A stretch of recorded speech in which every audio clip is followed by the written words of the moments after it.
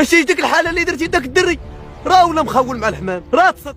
قصنا ديال اليوم غادي نبداو بواحد القولة اللي هي شهيرة كتقول: ديرها في الرجال ونساها، وديرها في النساء ولا تنساها.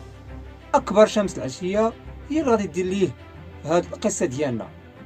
والمعنى الحقيقي ديال اش خصك العريان، خصني خاتم أمولاي.